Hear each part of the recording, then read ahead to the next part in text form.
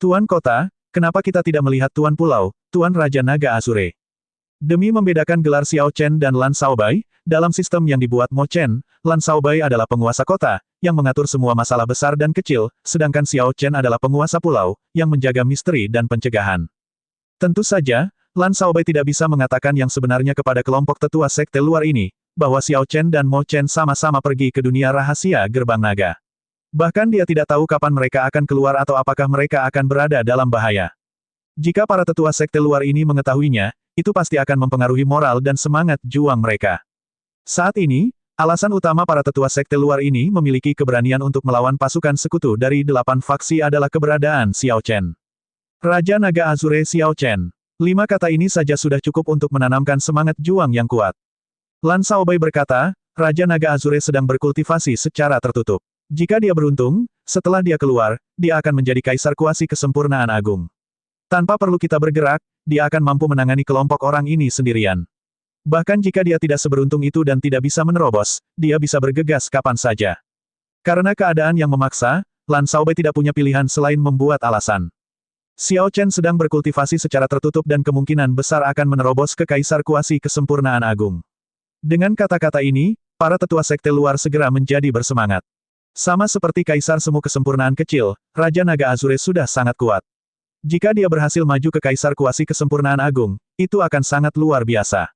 Lan Shaobai tersenyum dan memimpin sekelompok orang ke halaman kediaman Tuan Kota, di mana 7 kapal perang kelas raja dengan warna berbeda dan berbentuk naga menunggu, kapal perang yang direbut Xiao Chen dari 7 markuise naga terhormat. Ada juga kapal perang dengan ukiran Azure Dragon di atasnya yang bahkan lebih menarik perhatian. Itu adalah raja dari semua kapal perang kelas raja, kapal perang Gerbang Naga. Sejauh yang saya tahu, 8 faksi hanya memiliki 1 kapal perang kelas raja. Kita bisa mengatasinya, meski masih banyak kapal perang lainnya, semuanya adalah kapal perang Sage Grade. Yang harus kamu tangani adalah 200 kapal perang Sage Grade yang aneh itu. Lan Shaobai dengan jujur berbagi berita yang diperolehnya dengan kelompok tetua sekte luar. 7 kapal perang kelas raja melawan 200 kapal perang kelas Sage. Peluang kemenangannya seimbang. Namun, Lan Shaobai menawarkan hadiah yang cukup tinggi untuk membuat para tetua sekte luar ini bersemangat mempertaruhkan nyawa mereka. Dengan pola pikir seperti itu, peluang kemenangan tentu akan lebih tinggi. Melihat 7 kapal perang yang naik ke langit, Lan Shaobai berkata kepada Xiao Yu, aku akan menyerahkan Pulau Bintang Surgawi padamu. Setelah Anda menerima sinyal saya, aktifkan formasi penguncian surga Gerbang Naga. Hidup dan mati kami semua ada di tangan Anda. Xiao Yu mengangguk dan berkata, Kakak Shaobai, yakinlah. Xiao Yu tidak akan mengecewakanmu. Lan Shaobai menepuk kepala Xiao Yu. Putri kecil ini telah menjadi dewasa saat berada di Pulau Bintang Surgawi. Jika kepala klan melihat ini, dia pasti senang. Kalau begitu, ayo pergi. Kita tidak bisa membiarkan Penatuakin menunggu di pulau satelit terlalu lama. Dari saat dia menerima informasi hingga membuat berbagai pengaturan, membangkitkan semangat, dan menyusun rencana pertempuran, Lan Shaobai menangani semuanya dengan luar biasa. Saat Xiao Chen tidak ada, dia mengelola Pulau Bintang Surgawi dengan baik. Dia membuatnya sedemikian rupa sehingga tidak ada seorang pun yang terguncang akibat musuh kuat yang menyerang mereka. Ayo, kita pergi dan menguji 8 faksi ini. Belum lagi merebut wilayah kami, para bajingan ini sebenarnya berniat merebut pulau utama dan mengusir kami. Aku, Lan Shaobai, ingin melihat seperti apa rupa mereka. Dengan perut mereka dipenuhi amarah, kelompok tetua sekte dalam, yang mengetahui bahwa Xiao Chen telah memasuki dunia rahasia Gerbang Naga, memiliki mentalitas hidup atau mati saat mereka menaiki kapal perang Gerbang Naga. Angkat layar dan berangkat, berjuang untuk Gerbang Naga. Bahkan jika aku mati, aku tidak akan menyesal. Kapal perang Gerbang Naga memimpin 7 kapal perang kelas raja berbentuk naga melewati awan. Setelah sekitar 7 atau 8 menit, mereka mencapai bagian depan pulau satelit ke-7 dan bertemu dengan Penatuakin. 8 kapal perang membawa semua pembudidaya elit Pulau Bintang Surgawi keluar dan membentuk formasi yang ketat. Mereka di sini. Tidak lama kemudian, sebuah armada yang memancarkan niat membunuh yang kuat muncul di Cakrawala, berjalan di atas ombak. Ada 300 kapal perang yang berkumpul, jumlah yang besar dibandingkan dengan 8 kapal perang Pulau Bintang Surgawi. Meskipun ada perbedaan mencolok dalam efek visualnya, 8 kapal perang Pulau Bintang Surgawi membanjiri sisi lain dengan auranya. Alasannya, ke-8 kapal perang tersebut semuanya merupakan kapal perang King Grade yang bonafit. Salah satu dari mereka lebih kuat dari andalan pihak lain. Selain itu, ada kapal perang King Grade yang tak tertandingi, kapal perang Gerbang Naga. Tidak mungkin mereka tidak memiliki aura yang lebih kuat. Dengan 7 tetua sekte luar di 7 kapal perang, tidak ada pembudidaya Pulau Bintang Surgawi yang merasa takut sama sekali. Sebaliknya, mereka menunjukkan semangat yang kuat. Jelas, 8 faksi tidak menyangka Pulau Bintang Surgawi yang tidak penting akan mengeluarkan 8 kapal perang kelas raja. Keributan terjadi di semua kapal perang dari 8 faksi. Bagaimana 8 faksi bisa melawan ini? Perbedaannya adalah seluruh nilai. Mereka hanya bisa mencoba membanjiri musuh dengan jumlah. Namun, banyak yang akhirnya meninggal. Ini sangat berbeda dari pembantaian mudah yang diperkirakan oleh 8 faksi. Eselon atas dari 8 faksi harus mengirimkan perwakilan untuk menenangkan masyarakat sebelum mereka berhasil meredakan keributan ini secara perlahan. Awan dan angin bergejolak, gelombang melonjak. Air laut naik dan turun tanpa henti. Lautan luas dan kosong terbentang di antara kedua armada tersebut. Kapal perang darah logam pihak lain meninggalkan grup dan menuju ke depan. Lan Shaobai bertanya-tanya apa yang direncanakan pihak lain. Saat dia berdiri di kapal perang gerbang naga, dia melambaikan tangannya agar kapal perang gerbang naga maju untuk memblokir pihak lain. Pada saat yang sama, dia berteriak, "Berhenti. Ini adalah Pulau Bintang Surgawi, tanah pemberian Raja Naga Azure Xiao Chen, yang disukai oleh penguasa guntur dari Istana Dewa Bela Diri." Ejekan datang dari kapal perang darah logam. Chen Ming tertawa dingin dan berkata, "Kamu mau bicara siapa? Suruh Raja Naga Azure Xiao Chen berbicara langsung kepadaku. Jangan mencoba menggunakan Istana Dewa Bela Diri untuk menekanku. Ini hanya menunjukkan kepengecutanmu, itu tidak akan menimbulkan rasa takut pada kami. Enyahlah sekarang, dan 8 faksi kami bisa meninggalkan jalan hidup untukmu, bawahan Raja Naga Azure. Itu benar, bersikaplah bijak dan cepat pergi. Jika tidak, Pulau Bintang Surgawi pasti akan berlumuran darah. Tak satu pun dari kalian akan bisa melarikan diri." Kedua kapal andalan itu saling berhadapan di permukaan laut. Para pemimpin 8 faksi berperilaku sangat arogan, berusaha mendapatkan kembali momentum. Namun upaya mereka tampaknya tidak efektif. Orang-orang di kapal perang gerbang naga semuanya tersenyum dingin, sama sekali tidak menunjukkan rasa takut terhadap kelompok kaisar semu ini. Saat Lan Shaobai berbicara, dia dengan hati-hati mengukur musuh dan sedikit terkejut karena tidak melihat orang-orang di Pulau Api Hitam. Dia bertanya-tanya apa yang sedang dilakukan Suang Zhenghe. Pada saat yang sama, berbagai pemimpin faksi dengan cepat berkomunikasi satu sama lain, berdiskusi dengan berbisik tentang kapal perang darah logam. Semangat pihak lain sangat tinggi. Itu tidak bisa dilakukan. Nanti ketika kita terlibat satu sama lain, kita akan membayar harga yang sangat mahal. Kita perlu memikirkan sesuatu untuk menekan mereka. Sungguh tidak terduga bahwa Pulau Bintang Surgawi yang tidak penting ini memiliki 8 kapal perang kelas raja. Sekte Master Chen, Anda yang membuat keputusan. Tentu saja, Chen Ming tahu betapa pentingnya semangat ketika dua pasukan bentrok. Dia melihat sekeliling dan memikirkan sebuah ide. Dia memandang orang-orang di kapal perang gerbang naga dan berkata, "Kamu pasti Lan Shaobai, kan? Jika Anda ingin kami pergi, itu mungkin. Kami akan mengirimkan 3 orang dari masing-masing pihak kami dan menjalani 3 pertandingan. Sisi dengan 2 kemenangan akan menang. Siapapun yang kalah akan pergi. Kalian sekelompok anak muda pemula, bukankah kalian semua sangat sombong? Apakah kamu berani setuju?" Salah satu lelaki tua dari 8 faksi dengan sengaja menggunakan energinya untuk memperkuat suaranya, membuatnya bergema sejauh 5 kilometer dan membuat semua orang mendengarnya dengan jelas. "Itu benar, bukan berarti Laut Barat kita tidak memiliki aturan. Siapapun yang lebih kuat itu benar. Jika Anda tidak mampu, maka jangan menempati tanah bagus seperti Pulau Bintang Surgawi. Kembali ke benua Kunlun." Teriakan terakhir memicu reaksi semua orang di pihak 8 faksi. Semua orang di 300 kapal perang berteriak, "Kembali! Kembali!" Seketika, pihak lain berhasil membalikkan keadaan, meningkatkan semangat mereka. Mengingat hal ini, meskipun pihak Pulau Bintang Surgawi tahu bahwa meskipun pihak lain kalah, mereka tidak akan pergi, mereka merasa sulit untuk menolak tantangan tersebut. 2 kemenangan dari 3 dan lawannya semuanya adalah Kaisar Semu. Ini jelas hanya penindasan, ingin merugikan kelompok pembudidaya generasi muda ini. Chen Ming berjalan maju ke haluan kapal dan memandang Lan Shaobai. Lalu, dia tersenyum dingin dan berkata, "Ada apa? Apakah kamu tidak berani? Jika Anda tidak mampu, lalu apa yang Anda lakukan di Heavenly Star Island?" Enyahlah. Yue Chenxi dan yang lainnya di kapal perang gerbang naga tidak bisa menahan pandangan mereka ke Lan Shaobai. Lan Shaobai tersenyum tipis dan berkata dengan tenang, "Saya akhirnya melihat apa artinya tidak tahu malu." Sekelompok orang yang telah hidup beberapa ratus tahun sebenarnya masih bisa mengatakan hal seperti itu.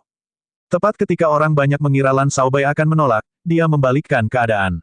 Dia menambahkan dengan dingin, "Namun, saya tetap menyetujuinya. Meskipun saya tahu ini tipuan, saya tetap menyetujuinya. Anda sekalian tidak akan pernah mengerti apa itu keyakinan.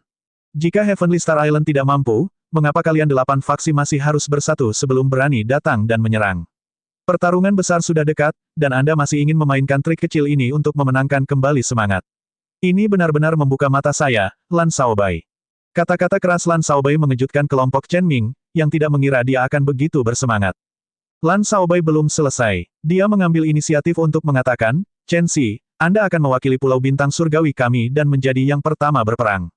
Bahkan jika kita dikalahkan, kita harus menunjukkan kepada mereka keberanian Pulau Bintang Surgawi kita, di mana bahkan perempuan jauh lebih unggul dari kelompok kakek tua ini. Mata Lan Shaobai dipenuhi dengan rasa jijik. Kata-katanya membuat hati banyak pembudidaya Pulau Bintang Surgawi membengkak karena berdarah panas. Itu benar, budidaya kami mungkin tidak tinggi, tidak sebanding dengan Anda, orang-orang tua yang telah hidup ratusan tahun. Namun, kami dipenuhi dengan semangat dan semangat, bertindak secara terbuka dan benar. Begitu Yue Chenxi mendengar apa yang dikatakan Lan Shaobai, dia melompat tanpa rasa takut ke permukaan laut. Wajahnya tetap tenang saat dia melihat ke sisi lain. Kemudian, dia berkata dengan suara dingin, Yue Chenxi dari Pulau Bintang Surgawi meminta nasihatmu. Tolong jangan pelit dengan itu. Awalnya, Chen Ming berencana menggunakan saran mengadakan 3 pertandingan ini, pertarungan yang jelas tidak adil, untuk memaksa penolakan Pulau Bintang Surgawi dan menghancurkan semangat mereka. Kemudian, mereka akan memanfaatkan keuntungan dan menyerang. Siapa sangka Lan Shaobai akan langsung setuju dan bahkan berinisiatif mengirimkan perwakilannya terlebih dahulu. Tiba-tiba, Chen Ming tidak tahu harus berbuat apa. Dia mundur 2 langkah dan bertanya dengan berbisik, siapa yang naik duluan? Setelah menunggu beberapa saat, tidak ada yang mau maju dan menjadi yang pertama. Orang-orang tua ini sangat cerdik. Mereka tahu bahwa Yue Chenxi adalah martial sage tingkat Grandmaster yang hebat. Terlebih lagi, auranya sangat tajam. Para pemimpin 8 faksi yakin bisa mengalahkan Yue Chenxi. Namun, mereka pasti akan mengalami cedera yang parah dalam prosesnya. Karenanya, tidak ada yang mau menjadi yang pertama. Setelah tanggung jawab dipermainkan untuk sementara waktu, Fu Lianyun dari geng Lianyun berbisik, Master Sekte Chen, bagaimana kalau kamu pergi dulu? Mengingat kekuatan saudara Chen, Anda pasti bisa menghadapinya dalam 2 atau 3 gerakan. Ketika Chen Ming mendengar itu, dia tidak bisa menahan diri untuk berteriak dengan marah, persetan. Lan Shaobai itu benar-benar tepat sasaran. Bahkan setelah hidup beberapa ratus tahun, kalian semua masih belum bisa menandingi keberanian seorang gadis kecil. Jika aku pergi sekarang, lalu siapa yang akan berurusan dengan sesepuh dari Sekte Langit Tertinggi? Apakah kamu akan melakukannya? Berhentilah membuang-buang waktu. Kamu pergi. Sekarang setelah semuanya mencapai titik seperti itu, Fu Lianyun tidak punya pilihan lain selain pergi. Sosok Fu Lianyun melintas, dan dia mendarat di permukaan laut. Kemudian, niat membunuh berkobar di matanya saat dia melihat ke arah Yue Chenxi. Dia hanya bisa mengakhiri pertempuran ini segera. Semakin lama hal ini berlangsung, semakin banyak variabel yang ada. Saya harus memikirkan cara untuk mengakhiri ini dengan cepat. Fu Lianyun buru-buru membuat rencana. Dia berkata, jangan bilang saya menindas yang lemah. Orang tua ini akan membiarkanmu melakukan 3 gerakan terlebih dahulu, untuk memberimu kesempatan mengalahkanku. Apakah begitu? Kalau begitu, aku harus berterima kasih pada senior. Namun, jangan menyesalinya. Fu Lianyun tersenyum dan berkata, saya akan menyesal. Gadis kecil, itu sudah cukup bagus jika kamu tidak menyesalinya. Setelah 3 gerakan, aku akan mengalahkanmu dengan 1 gerakan. Yue Chenxi tidak membalasnya. Ekspresinya berubah serius saat dia mulai mengedarkan energinya untuk tinju matahari pagi. Awan merah matahari terbit mengelilingi Yue Chenxi, bertahan tanpa berhamburan. Dalam sekejap, sosoknya menjadi kabur dan kabur, sulit dilihat. Awan merah pekat membuat semuanya tampak mustahil untuk diurai. Fu Lianyun berhenti tersenyum, dan ekspresinya berubah serius. Dia mengirimkan energi mentalnya dan tidak dapat menemukan sosok Yue Chenxi meskipun langit sangat cerah. Apa yang sedang terjadi? Dengan kultivasi saya sebenarnya tidak dapat melihat fenomena misterius ini. Gadis ini sangat mengesankan. Untungnya, lelaki tua ini masih memiliki kepintaran. Kalau tidak, aku mungkin akan membuat lelucon tentang diriku sendiri di pertandingan pertama ini. Fu Lianyun menenangkan diri dan menenangkan diri. Dia mengedarkan hukum surgawinya dengan kekuatan penuh dan menggerakkan kekuatan dunia. Awan dan angin melonjak, ombak menderu di laut. Percikan air sesekali melonjak ke langit seolah-olah ranjau meledak. Fu Lianyun sepenuhnya melepaskan aura kaisar semu. Dia tidak tampak ceroboh sama sekali, perlahan-lahan menekan Yue Chenxi dengan auranya, menunggu untuk mengambil kendali sepenuhnya ketika dia menyerbu. Dia mengangkat auranya tanpa tergesa-gesa, dengan hati-hati mempersiapkan saat Yue Chenxi muncul dan menyerang.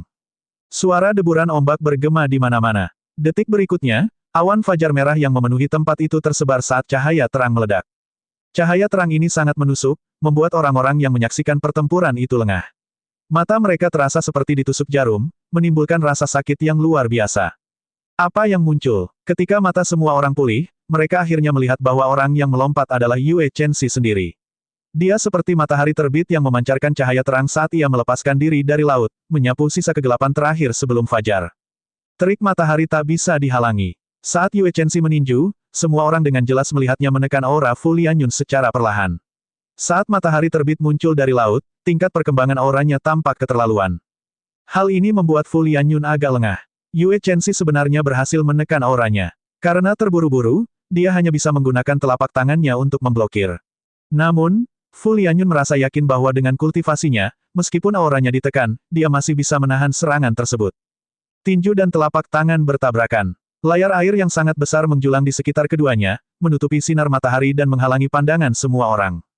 Ketika air jatuh kembali seperti hujan yang turun dari langit, semua orang melihat pemandangan yang luar biasa. Yue Chenxi benar-benar mendorong mundur Kaisar Kuasi Fu Lianyun sejauh 1 kilometer dengan pukulannya. Karena kekuatan pukulan ini, aura Yue Chenxi menjadi semakin ganas. Cahaya yang bersinar dari tubuhnya menjadi lebih menyilaukan seolah dia benar-benar matahari yang hebat, seseorang tidak bisa melihatnya secara langsung. Dulu ketika Yue Chenxi meminta nasihat dari Xiao Chen, dia menunjukkan kekuatan dan kelemahan tinju matahari pagi. Betapa megahnya saat matahari pagi memancarkan cahaya pertama di hari itu. Seberapa kuat energi matahari pagi saat pertama kali menembus kegelapan. Kekuatan dari gerakan ini terlihat jelas dalam satu pandangan, namun kelemahannya juga sama jelasnya. Tindak lanjutnya tidak cukup kuat. Jika pengguna tidak mengalahkan atau melukai lawan dengan parah dengan satu pukulan, maka auranya akan langsung terkuras. Gagasan yang diberikan Xiao Chen kepada Yue Chenxi adalah menambahkan keadaan air lembut ke dalam pukulan ini untuk memberikan kontinuitas.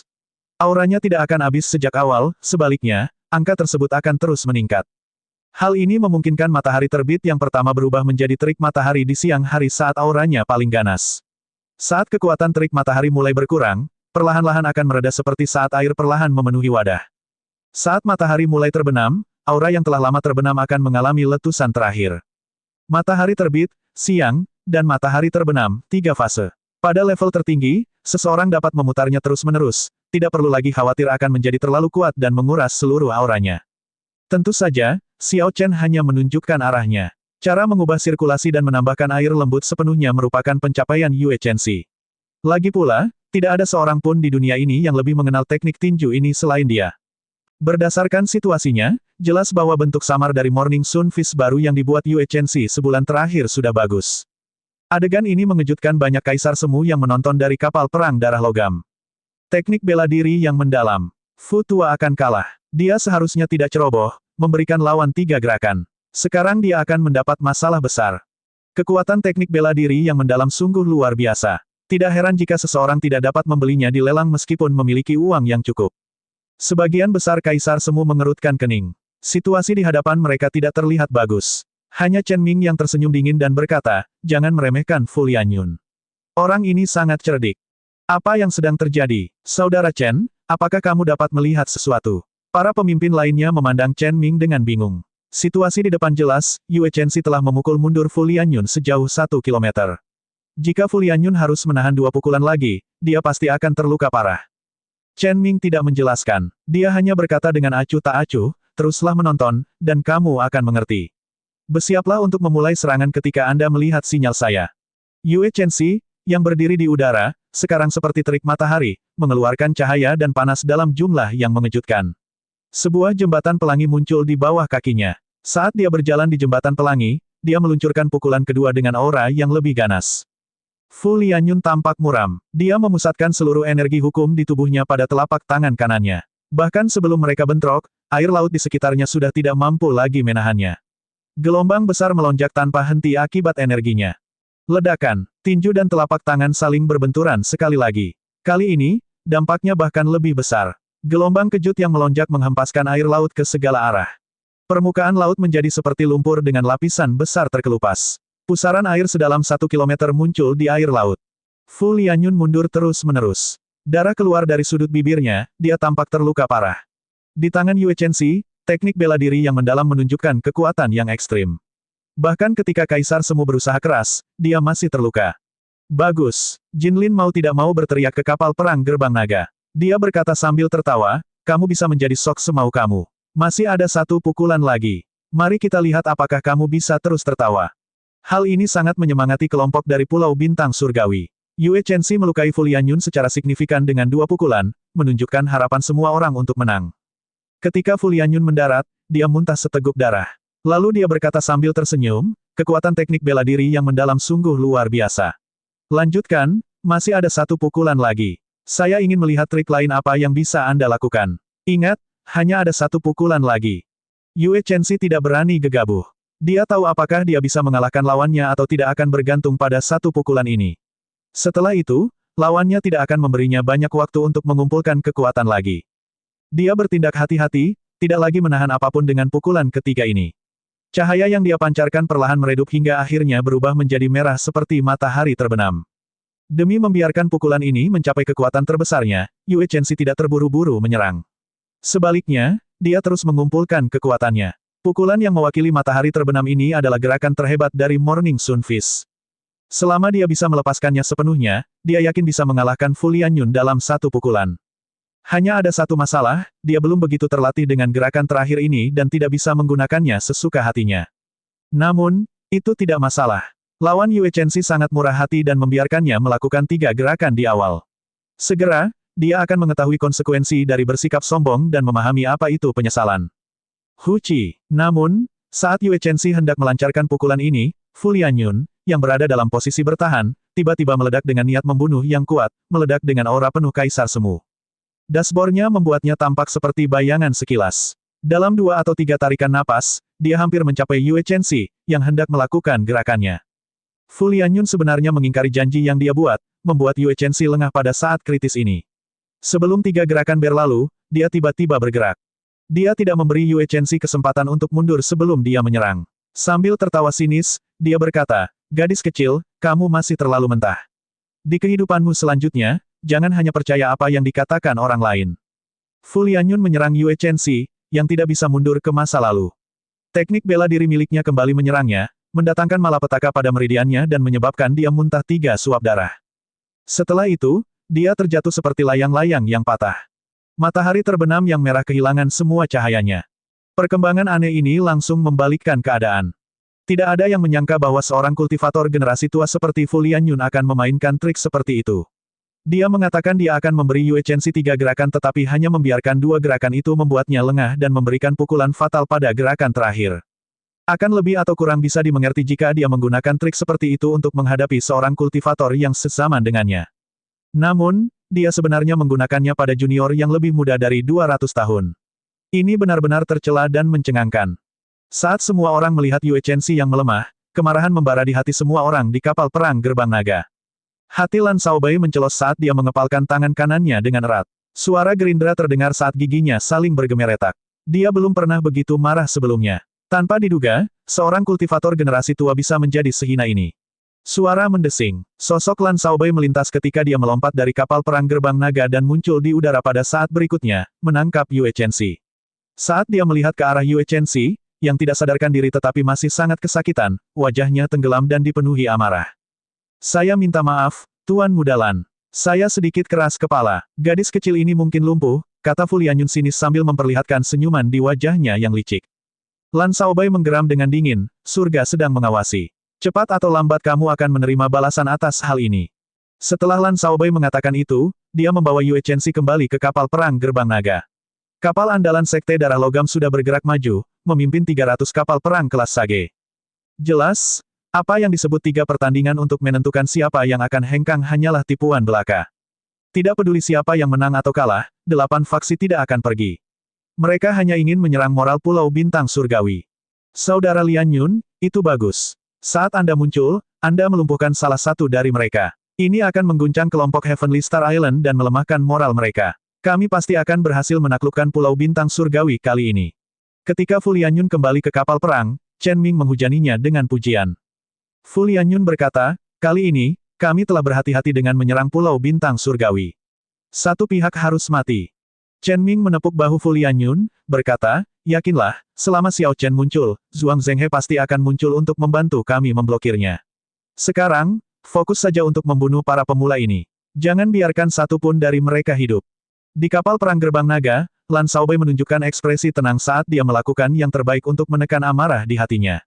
Begitu dia kembali tenang, dia membuat keputusan, mundur, mengaktifkan formasi penguncian surga gerbang naga, dan kemudian mempertahankan pulau itu sampai mati. Mo Chen telah memperbaiki sebagian dari formasi penguncian surga di gerbang naga, yang tidak mungkin dipatahkan tanpa kaisar kuasi penyempurnaan. Itu akan cukup untuk memblokir 8 faksi. Namun, karena hanya sebagian dari formasi ini yang diperbaiki, mereka tidak dapat mengaktifkannya selama itu, pastinya hanya 3 hari. Kecuali jika mereka dipaksa dalam situasi yang buruk, mereka tidak akan mengaktifkannya. Awalnya, Lan Shaobai berencana menggunakan keunggulan kapal perang kelas raja mereka untuk bertarung dengan 8 faksi dan mengulur waktu sebanyak mungkin untuk Xiao Chen. Namun, karena luka yang diderita Yue Chenxi, orang-orang di sisinya sangat marah, tidak mampu menenangkan diri. Berperang di negara bagian itu akan sangat berbahaya. Yang diperlukan hanyalah kecerobohan atau kecerobohan sesaat, dan mereka bisa mati. Lan Shaobai tidak punya pilihan lain selain membatalkan rencana awalnya. Sekarang, dia hanya bisa berharap Xiao Chen akan keluar dari dunia rahasia gerbang naga dalam waktu 3 hari. Satu-satunya penghiburan baginya adalah faksi dari Black Flame Island tidak ditemukan. 2 orang yang paling penting, Xiao Chen dan Zhuang Zhenghe, keduanya tidak hadir. Dari sudut pandang tertentu, siapapun di antara keduanya yang muncul pertama kali akan mampu memenangkan pertarungan. Namun, siapa yang akan muncul lebih dulu? Tanda hubung tanda hubung tanda hubung. Zhuang Zhenghe berpindah dari pulau ke pulau untuk melakukan upacara penyucian, secara paksa memurnikan semua orang di pulau itu tanpa kecuali, termasuk keluarga para pemimpin faksi. Cara-caranya kejam dan berdarah, pulau-pulau ini menjadi seperti neraka di bumi. Bagaimana orang-orang biasa ini bisa menjadi tandingan para kultivator? Tidak peduli berapa banyak jumlahnya, mereka tetap seperti semut. Ini adalah pemandangan yang sangat menyedihkan. Tanda hubung tanda hubung tanda hubung.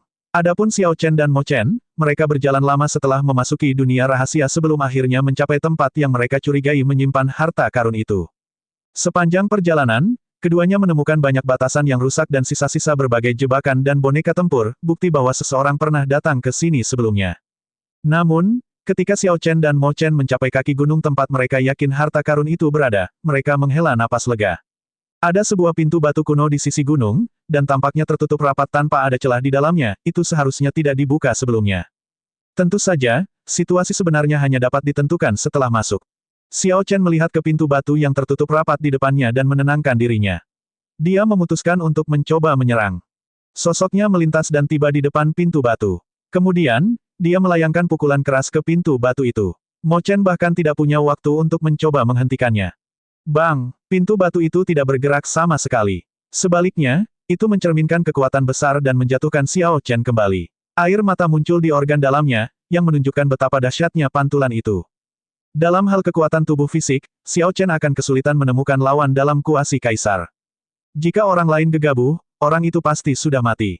Apa kamu baik-baik saja? Kenapa kamu begitu terburu nafsu? Mo Chen segera menghampiri dan bertanya karena khawatir.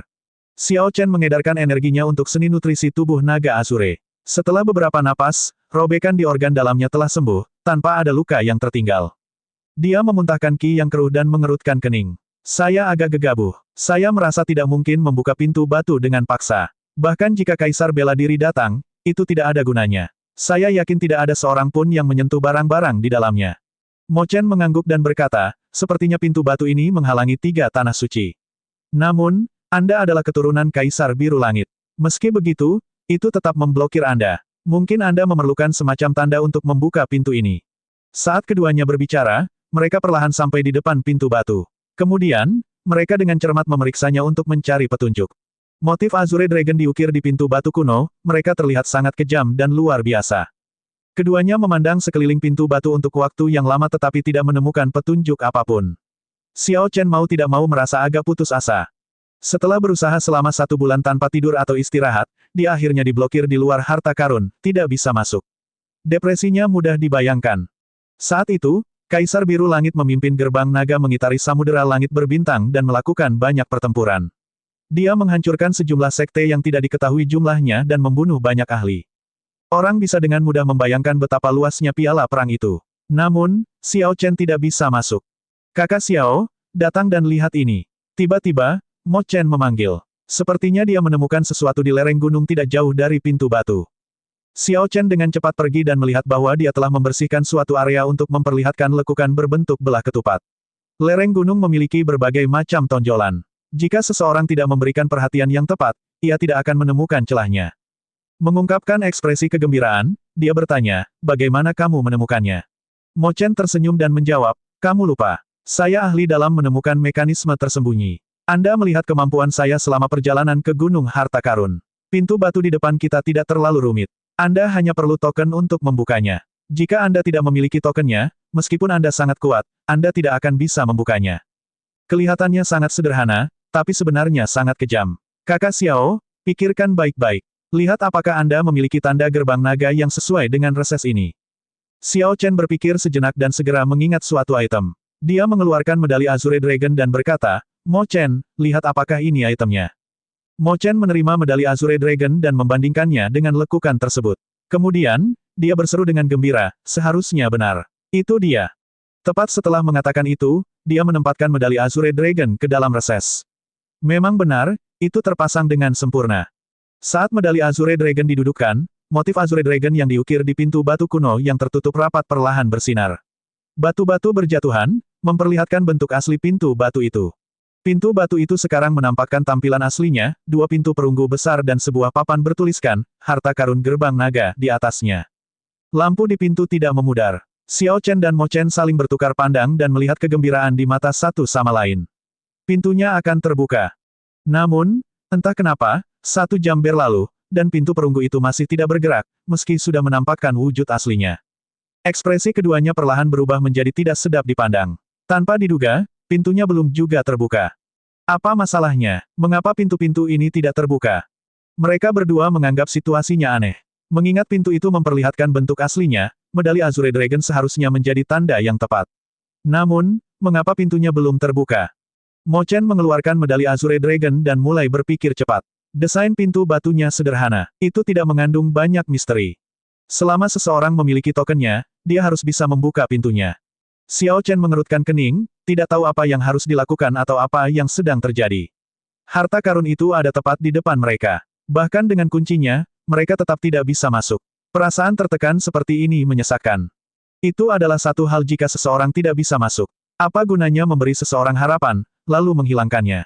Tiba-tiba, Mo Chen memikirkan sesuatu. Dia berkata, Kakak Xiao, bagaimana kalau menaruh setetes darah esensimu pada medali Azure Dragon dan mencoba lagi? Meskipun Xiao Chen menganggap saran itu aneh, dia tetap melakukan apa yang dikatakannya dan meneteskan darah esensinya ke medali Azure Dragon sebelum memasukkannya kembali ke dalam reses. Bisa. Kali ini, hampir tidak ada penundaan. Pintu perunggu besar langsung terbuka, dan angin dingin bertiup membawa banyak debu. Pintu terbuka begitu cepat sehingga Xiao Chen tidak bisa bereaksi. Setelah beberapa saat, dia bertanya dengan terkejut, Mo Chen, bagaimana menurutmu? Senyuman muncul di wajahnya saat dia menjawab, ini adalah rencana darurat yang dibuat oleh Kaisar Azure, sebuah metode yang disiapkan sebagai asuransi. Jika medali Azure Dragon berakhir di tangan orang lain dan bukan keturunannya, mereka tidak akan bisa membuka harta karun gerbang naga ini. Ini adalah metode yang sangat sederhana, tetapi menjamin bahwa harta karun gerbang naga ini tidak akan jatuh ke tangan orang lain jika terjadi sesuatu. Xiao Chen mengerti. Jadi itulah yang sedang terjadi. Sekarang setelah dia memahami alasannya, dia menemukan jawabannya sebenarnya sangat sederhana. Ayo, kita pergi dan melihat piala perang yang dikumpulkan Kaisar Azure, lihat hal-hal baik apa yang ada. Keduanya menunjukkan ekspresi antisipasi. Kemudian, mereka menenangkan diri dan melangkah ke gudang harta karun gerbang naga. Hal pertama yang masuk ke mata mereka adalah gundukan besar batu roh.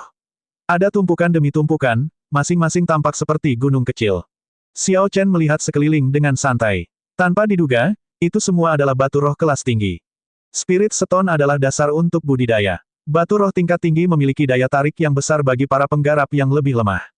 Sebuah sekte biasa-biasanya memberikan batu roh kelas tinggi sebagai gaji.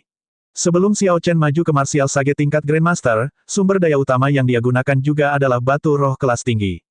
Namun, seiring dengan peningkatan budidayanya seiring berjalannya waktu, bantuan yang dapat diberikan oleh batu roh kelas tinggi kepadanya menurun. Akhirnya, dia menyerah pada mereka. Mo Chen berkata dengan terkejut, ada total 100 tumpukan di sini. Setiap tumpukan mungkin memiliki 5 juta batu roh kelas tinggi. Artinya, setidaknya ada 500 juta batu roh kelas tinggi sebelum kita di sini. Jumlah sebesar itu lebih dari cukup untuk memulai sekte peringkat 9. Xiao Chen membuat beberapa perhitungan mental. Dengan batu roh dalam jumlah besar ini, selama ada orang-orang dengan bakat di kota bintang surgawi, dia dapat membina mereka untuk mempersiapkan pendirian gerbang naga di masa depan, dan terus mendatangkan darah baru. Keduanya berjalan di antara tumpukan batu roh dan akhirnya menemukan diri mereka di depan pintu batu lainnya. Jalan menuju aula berikutnya tidak mulus. Ada juga boneka tempur dengan kepala tertunduk tertutup debu di kedua sisi pintu batu. Setelah 10.000 tahun, boneka tempur yang kekuatannya tidak diketahui di masa lalu ini kini tampak tak bernyawa, tidak menunjukkan tanda-tanda aktivitas apapun. Mo Chen melirik mereka dan berkata, itu adalah boneka tempur tingkat kaisar. Jika mereka sempurna dan tanpa celah, kekuatan mereka akan menyaingi kaisar bela diri. Xiao Chen tercengang di dalam hatinya. Seberapa kuat sebenarnya gerbang naga di masa lalu? Mereka bahkan berhasil membuat boneka tempur tingkat kaisar. Berderak, berderak, berderak. Saat Xiao Chen sedang memikirkan cara membuka pintu batu di depannya, salah satu boneka tempur mengeluarkan suara berderit dari setiap sendi saat ia mulai bergerak.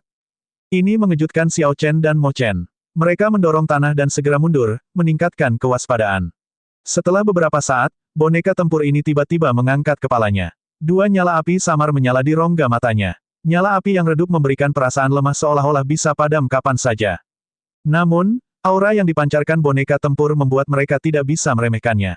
Saat ia mengangkat kepalanya, ia memaksa keduanya untuk mundur lagi. Ketika boneka tempur melihat lambang Raja Naga Azure di dada Xiao Chen, semua niat bermusuhannya hilang. Raja Naga Azure saat ini sebenarnya sangat lemah. Seberapa jauh gerbang naga tenggelam? Bahkan untuk harta karun cadangan kecil, Raja Naga Azure sendiri ada di sini untuk mengambilnya. Apakah tidak ada orang lain di garis keturunan klan Xiao? Suara yang agak mekanis dan serak datang dari boneka tempur itu. Ini mengejutkan Xiao Chen dan Mo Chen lagi. Boneka tempur ini sebenarnya bisa berpikir. Pikirannya jernih, dan kemampuan penalarannya bagus seperti manusia normal. Namun, sepertinya boneka tempur itu tidak menyadari berlalunya waktu atau mengetahui apa yang terjadi di luar. Xiao Chen menenangkan dirinya dan berkata, Senior, Kaisar Azure sudah mati, dan gerbang naga dihancurkan 10.000 tahun yang lalu. Klan Xiao terpaksa pindah ke alam yang lebih rendah, alam kubah langit, dan sudah lama meninggalkan alam Kunlun. 10.000 tahun. Gerbang naga sudah hancur. Boneka tempur itu sepertinya tidak bisa menerima berita itu, tidak bisa menerima kebenaran yang ada sebelumnya. Bagaimana Kaisar Azure meninggal? Dia tak tertandingi, menyapu kemanapun dia pergi. Dewa abadi yang berdaulat, Raja mayat yang bereinkarnasi, Dewa Iblis Juyi, penguasa 7 lautan, Raja Iblis Jurang Dalam, penguasa gereja kegelapan, tidak satu pun dari mereka yang menandinginya. Bagaimana dia bisa mati? Xiao Chen berkata, sebelum mencapai dewa bela diri, kematian tidak bisa dihindari di jalur kultivasi. Senior, harap tenang. Meskipun kematian Kaisar Azure sangat misterius, hal itu sudah terjadi dan tidak dapat disangkal. Terlebih lagi, gerbang naga sudah tidak ada lagi. Kenyataannya kejam. Namun, Xiao Chen masih perlu mengatakannya. Setelah dia menjelaskan beberapa kali, boneka tempur misterius itu akhirnya menerima kebenaran tersebut. Namun, nyala api di rongga mata berubah menjadi lebih ilusi. Setelah mengobrol sebentar, Xiao Chen pun jadi tahu siapa boneka tempur itu. Saat masih hidup, dia adalah yang mulia perang gerbang naga. Setelah kematian, jiwa menggunakan teknik rahasia ras hantu untuk menyegel dirinya ke dalam boneka tempur. Kemudian, ia terus melayani gerbang naga dengan menjaga harta karun. Menurut boneka tempur tersebut, yang mulia perang gerbang naga adalah seseorang yang telah memberikan kontribusi militer yang besar dan selamat dari 10.000 pertempuran. Seseorang akan mendapat kehormatan dengan gelar seperti itu hanya setelah melewati banyak ujian yang ketat dan sulit. Hanya orang-orang ini yang bisa terus mengabdi pada gerbang naga dengan setia setelah kematian. Setiap yang mulia perang pernah menjadi kaisar bela diri surgawi agung, paling tidak, saat mereka masih hidup. Di puncak gerbang naga, terdapat lebih dari 100 yang mulia perang, sebuah kekuatan yang sangat kuat. Masalah dunia ini sangat sulit untuk diprediksi. Setelah tidur sekian lama, saya menemukan 10.000 tahun telah berlalu. Karena Anda membuka gudang harta karun gerbang naga ini, maka kami akan melakukan segala sesuatunya sesuai aturan yang ditinggalkan gerbang naga. Berapa banyak yang bisa Anda peroleh tergantung pada seberapa kuat Anda. Harta karun gerbang naga tidak dapat diambil hanya karena kamu adalah keturunan Kaisar Biru Langit. Boneka tempur misterius itu mengulurkan tangannya, dan sebuah isapan menarik tombak di tanah. Xiao Chen dan Mo Chen saling bertukar pandang. Mereka terkejut dengan kejadian yang terjadi. Mo Chen mengirimkan proyeksi suara, dia saat ini tidak dalam kondisi baik. Jiwanya telah mencapai titik di mana ia dapat menghilang kapan saja. Selama pertempuran dimulai, dia akan segera mati. Jika kamu ingin membuka pintu batu ini, kamu harus mengalahkanku terlebih dahulu. Hanya dengan begitu Anda akan memenuhi syarat untuk masuk. Jika Anda tidak memiliki keberanian, bawa saja batu roh itu keluar dan pergi.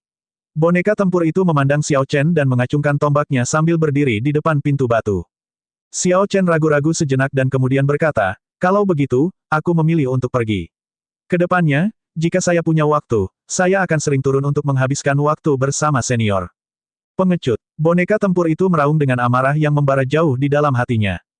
Ia mengarahkan tombaknya ke arah Xiao Chen dan berkata dengan suara bergetar, siapa yang memberimu pilihan, membiarkanmu bersikap begitu lembut. Jangan membuatku, seorang penghormatan perang gerbang naga, meremehkanmu. Tarik pedangmu dan buatlah keputusan yang benar-benar harus kamu ambil. Suara gemetar bergema di aula yang luas, terdengar sangat menyedihkan. Ini hanyalah mencari kematian. Menggunakan kematiannya, boneka tempur itu memaksa Xiao Chen menyusuri jalan menuju aula berikutnya. Kaisar Azure sudah tidak ada lagi, gerbang naga sudah hancur. Kemuliaan masa lalunya telah berubah menjadi abu. Namun, para penghormatan perang gerbang naga sebelumnya masih membawa diri mereka dengan bangga akan kejayaannya. Mereka melayani gerbang naga dengan setia bahkan sampai tidak bisa beristirahat setelah kematian mereka. Tidak peduli berapa lama mimpi ini, ketika aku membuka mata, meskipun langit telah terbalik dan tanah hancur, aku tetaplah aku. Namun, dunia bukan lagi dunia yang dulu. Xiao Chen, tarik pedangmu dan jangan menjadi pengecut. Jangan lupakan identitasmu. Api lemah di mata boneka tempur itu tiba-tiba berkobar, memancarkan cahaya tak terbatas. Lapisan debu tebal di armornya jatuh, dan battle armor berwarna biru dengan tulisan, War Venerate, di atasnya muncul. Ekspresi Xiao Chen berubah serius dan dia mendorong Mo Chen menjauh. Dengan lambaian tangannya, dia mengangkat Lunar Shadow Saber. Perasaan di hatinya tak terlukiskan. Dia membungkuk, menyampaikan semua hal yang tidak terucap di dalam hatinya. Yang mulia perang sebelumnya, yang sekarang menjadi boneka tempur, berlari kencang. Selama 10.000 tahun terakhir, tidak ada yang memelihara boneka tempur tersebut. Waktu adalah senjata yang kejam. Boneka ini dulunya merupakan boneka tempur tingkat kaisar. Sekarang, ia tidak lagi ganas dan lincah seperti sebelumnya. Bahkan ada banyak bagian yang rusak di dalamnya. Namun, saat boneka tempur itu berlari, seluruh ruangan mulai bergetar. Ia bergerak dengan gesit dan mengeluarkan aura yang mengerikan, menghadirkan sikap yang kebal. Semua yang dilakukannya membuat gerakan ini semakin mengerikan, melonjak dengan aura yang tak tergoyahkan. Xiao Chen tahu bahwa ini hanyalah dorongan kekuatan yang tiba-tiba sebelum runtuh. Segera, jiwa pihak lain yang sudah lemah akan menghabiskan seluruh energinya dan menghilang dari dunia ini. Boneka tempur itu melompat ke udara. Penghormatan perang gerbang naga sebelumnya menghubungkan ratusan gambar tombak menjadi satu, menciptakan pemandangan yang sangat mengejutkan. Serangan tombak ini tampak sangat indah, serangan tombak paling mengharukan yang pernah dilihat Xiao Chen. Berdetak, saat boneka tempur itu menyerang ke depan, sebagian dari armornya jatuh dan terbakar di udara. Saat mereka mendarat, hanya tumpukan abu yang tersisa.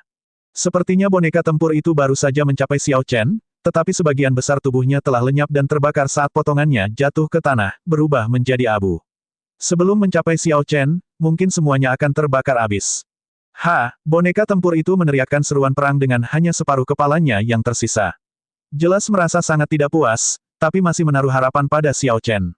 Dengan kekuatan terakhirnya, Yang Mulia Perang Gerbang Naga melemparkan tombak di tangannya ke arah Xiao Chen. Begitu tombak lepas dari tangan boneka tempur itu, seluruh tubuhnya langsung terbakar. Pada akhirnya, Xiao Chen mengira dia melihatnya tersenyum. Ini bukanlah senyuman kepuasan saat menerima kelepasan, melainkan senyuman pada Xiao Chen karena telah menentukan pilihan, sehingga semua usaha telatennya tidak sia-sia. Bahkan setelah kematiannya, Yang Mulia Perang Gerbang Naga tetaplah anggota Gerbang Naga. Pada akhirnya, Xiao Chen tidak menghunus pedangnya. Saat tombak itu terbang ke arahnya, dia memiringkan tangannya ke samping, mengulurkan tangan, dan meraih, menangkap tombak ini. Pemandangan abu di tanah membuatnya tidak bisa berkata-kata untuk waktu yang lama. Dia masih bisa merasakan kehangatan dari tombak itu seolah itu adalah kesetiaan dan sifat berdarah panas dari Yang Mulia Perang Gerbang Naga ini. Xiao Chen menyingkirkan tombaknya dan berjalan ke tumpukan abu. Sekarang, semuanya telah berubah menjadi abu kecuali lencananya. Bahkan setelah terbakar oleh api, lencana ini masih bersinar terang, cahayanya tidak berkurang. Xiao Chen mengambilnya dan meniup abunya. Kata-kata, penghormatan perang gerbang naga, terukir di atasnya. Saat dia menggenggam lencana itu, hatinya terasa berat. Kakak Xiao Chen, kamu baik-baik saja. Mo Chen bertanya karena khawatir saat dia berjalan mendekat. Dia memperhatikan sesuatu yang aneh dengan emosinya. Dia berdiri dan memaksakan senyum. Kemudian, dia membuka tangannya, membiarkan lencana Yang Mulia Perang berada di telapak tangannya. Dia menjawab, saya baik-baik saja. Mo Chen berkata dengan ekspresi serius, Kakak Xiao, jangan terlalu memikirkan hal ini. Senior itu pergi dengan gembira. Aku melihatnya tersenyum pada akhirnya. Dia berharap Anda akan terus maju. Mo Chen juga akan menemani kakak Xiao sepanjang jalan. Xiao Chen berpikir keras. Lalu, dia menyerahkan lencana yang dia pegang kepada Mo Chen. Lencana ini untukmu. Mo Chen mengungkapkan senyum kegembiraan saat dia menerima lencana itu. Kemudian, dia meliriknya dan berkata, Yang Mulia Perang Gerbang Naga. Apakah Anda menganugerahkan gelar ini kepada saya? Namun, Mo Chen masih jauh dari layak menyandang gelar ini. Xiao Chen tersenyum dan berkata, tidak apa-apa. Saya yakin Mo Chen akan menjadi orang yang berharga suatu hari nanti. Mo Chen merasa senang saat dia menyimpan lencananya dengan benar. Kemudian, dia menuju ke aula berikutnya bersama Xiao Chen. Pintu batu di jalan telah terbuka tanpa suara, memungkinkan jalan yang mulus. Aula kedua dari harta karun berisi tumpukan koin astral hitam. Jumlahnya sangat mengejutkan seperti sebelumnya, lebih dari 10 miliar. Ketika Mo Chen melihat ini, matanya bersinar. Bahan paling dasar untuk menyempurnakan harta karun rahasia adalah logam yang terkandung dalam koin astral hitam. Dengan begitu banyak koin astral hitam, dia sekarang memiliki kemungkinan besar untuk dapat memproduksi secara massal harta karun rahasia tingkat raja. Aula ini juga berisi boneka tempur yang menjaga pintu batu. Reaksinya persis sama dengan reaksi sebelumnya. Setelah Xiao Chen menemukan lencana penghormatan perang gerbang naga di Abu, dia dan Mo Chen melanjutkan ke aula berikutnya. Dengan cara seperti itu, Xiao Chen melewati aula yang berisi batu roh kelas tinggi dan koin astral hitam, kemudian mencapai aula yang berisi harta karun rahasia, manual rahasia, pil obat, dan materi ilahi. Harta karun rahasia setidaknya adalah harta karun rahasia tingkat sage, beberapa dari mereka mencapai tingkat raja. Namun, tidak ada harta karun rahasia tingkat kaisar sama sekali. Sedangkan untuk manual rahasianya, ini bahkan lebih berantakan. Kebanyakan dari mereka adalah teknik bela diri tingkat bumi dan teknik budidaya tingkat bumi. Namun, tidak ada teknik bela diri mendalam yang dibutuhkan Xiao Chen. Ada banyak jenis pil obat. Xiao Chen dengan cepat meliriknya dan menemukan bahwa pil obat ini tidak akan banyak berpengaruh pada kaisar semu ke atas. Hal ini akan menjadi daya tarik yang besar bagi para penggarap di bawah kaisar semu, karena mereka akan memberikan bantuan besar dalam budidaya. Piala perang yang dikumpulkan oleh gerbang naga saat mereka menyapu samudera langit berbintang semuanya ditempatkan secara sistematis di aula. Namun, Xiao Chen tidak melihat petunjuk tentang apa yang paling dia inginkan. Dia tidak bisa menahan perasaan kecewa. Mungkinkah setelah gerbang naga menghancurkan kuil Lei Yin kecil, ia menggunakan vena roh raja yang dikumpulkan, jadi ini sudah hilang 10.000 tahun yang lalu. Jika memang demikian, maka akan sangat disayangkan.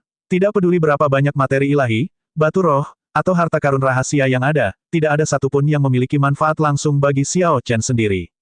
Semua hal ini adalah sejumlah besar sumber daya dasar yang diperlukan untuk mendirikan sebuah sekte. Dengan mengandalkan berbagai harta karun di gudang harta karun ini, seseorang dapat mendukung sekte besar selama 100 tahun. Meskipun ada banyak harta karun, jumlahnya mengejutkan, yang berguna di level Xiao Chen terlalu sedikit, praktis tidak ada. Mungkinkah semua item puncak disembunyikan di Istana Naga Azure di medan perang Savage? Namun, Xiao Chen merasa pemikiran ini salah. Istana Naga Azure seharusnya menyembunyikan harta karun yang berhubungan dengan garis warisan gerbang naga. Itu pasti akan jauh lebih baik daripada yang ada di sini. Namun, mereka seharusnya tidak memiliki banyak hubungan dengan piala perang puncak dari Samudera Langit Berbintang. Trofi perang dari Samudera Langit Berbintang secara logis akan ditempatkan di gudang harta karun Pulau Bintang Langit. Di aula dengan material ilahi, tidak ada lagi pintu batu yang mengarah ke depan, yang berarti ini adalah ujung jalan.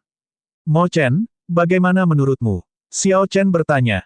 Sesuatu yang salah. Sepanjang jalan, saya memperhatikan dengan cermat. Saya tidak menemukan apapun yang benar-benar berada di puncak.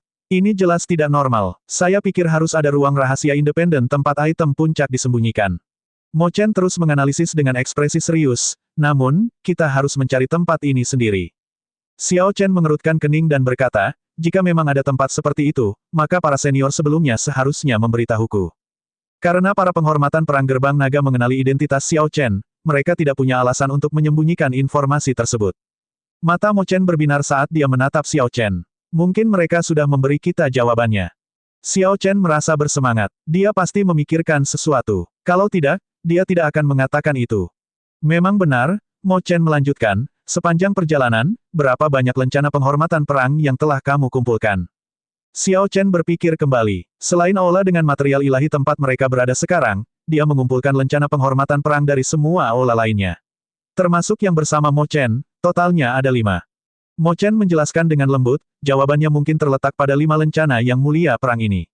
Keterampilan ramalan pada zaman kuno memandang 5 sebagai angka tertinggi. Logam, kayu, air, api, dan tanah membentuk 5 elemen dan mewujudkan segala sesuatu di dunia, mengandung seluruh misteri alam semesta. Sedalam itu, kata Xiao Chen kaget karena konsep 5 malah menguak misteri alam semesta. Mo Chen terkikik dan berkata, sebenarnya, aku juga tidak mempercayainya. Ini adalah legenda kuno dari zaman keabadian. Yang lebih umum terlihat adalah berbagai jenis formasi 5 elemen. Sebenarnya, aula yang berisi materi ketuhanan ini diatur menurut 5 elemen.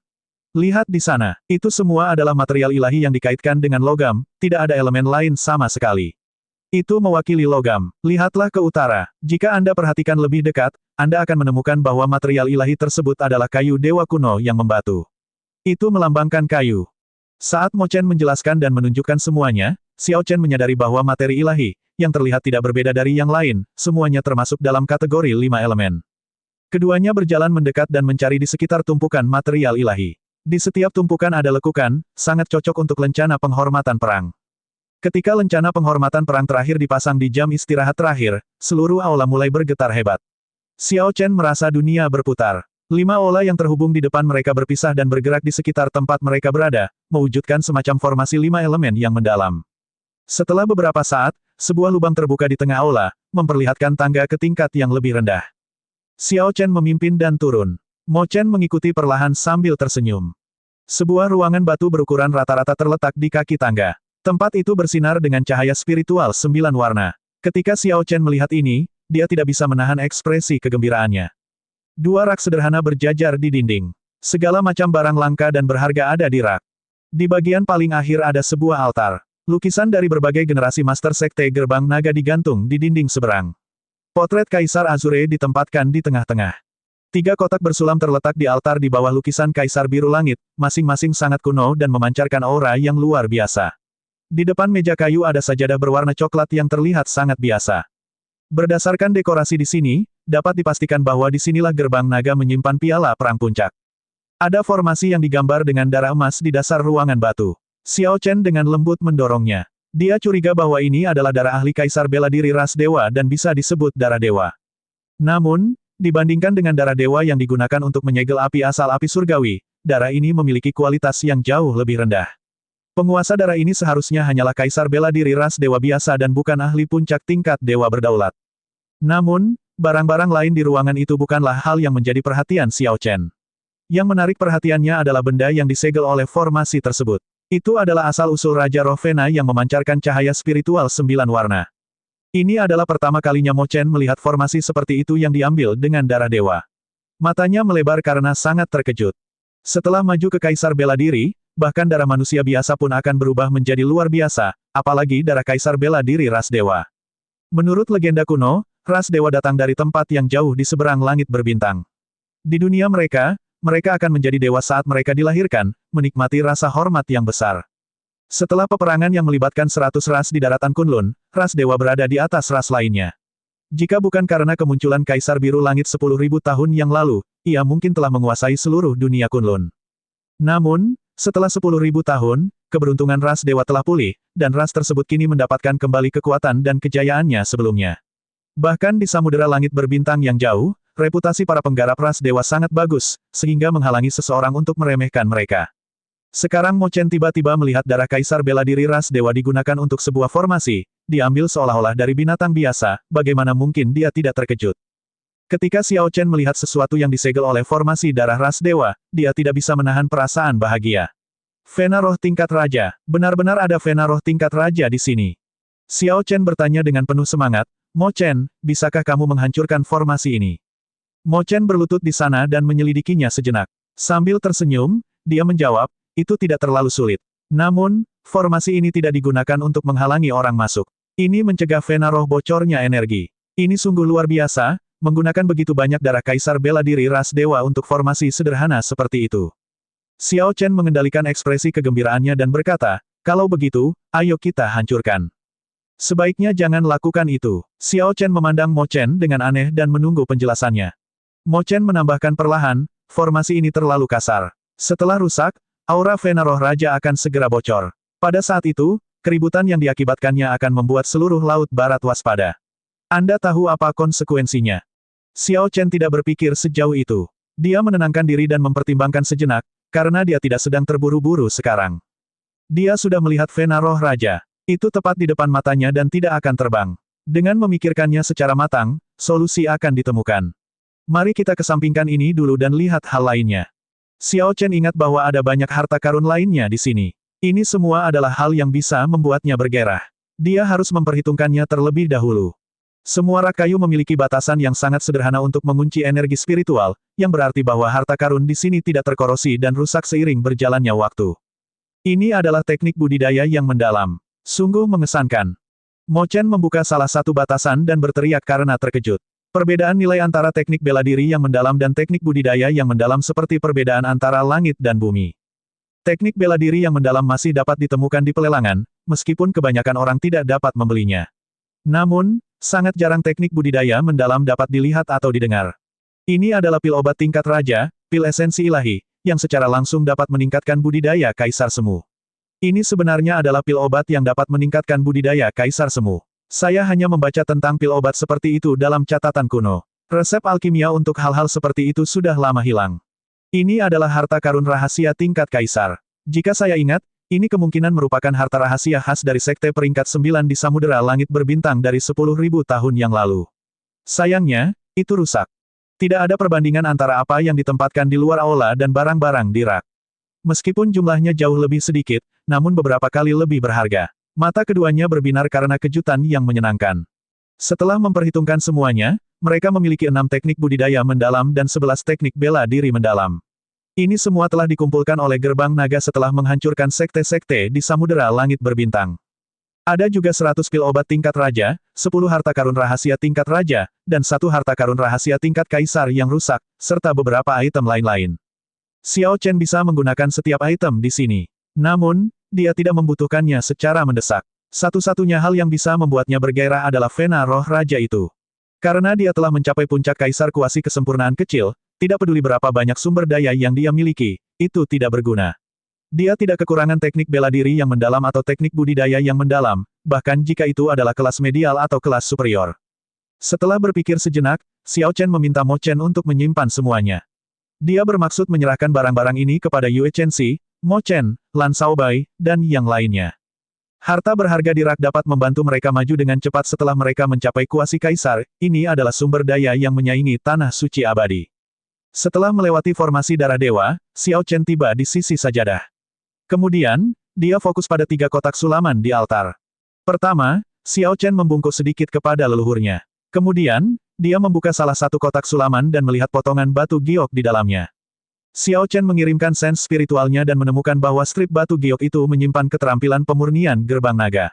Isinya 1 set cetak biru lengkap untuk harta karun rahasia Gerbang Naga. Armor pertempuran Gerbang Naga, kapal perang Gerbang Naga, panji perang Gerbang Naga, senjata Gerbang Naga, totem Gerbang Naga, dan bahkan metode untuk menyempurnakan kota naga langit, 1 set cetak biru lengkap untuk semua ini ada di dalamnya. Xiao Chen mengambil potongan batu giok itu dan memainkannya. Ini adalah barang yang sangat bagus, tidak seperti berbagai harta karun lainnya, yang telah diambil dari sekte lain. Ini adalah dasar dari Gerbang Naga. Jika Xiao Chen mengandalkan hal-hal dari sekte lain untuk membangun kembali Gerbang Naga, itu hanya akan menjadi Gerbang Naga dalam namanya.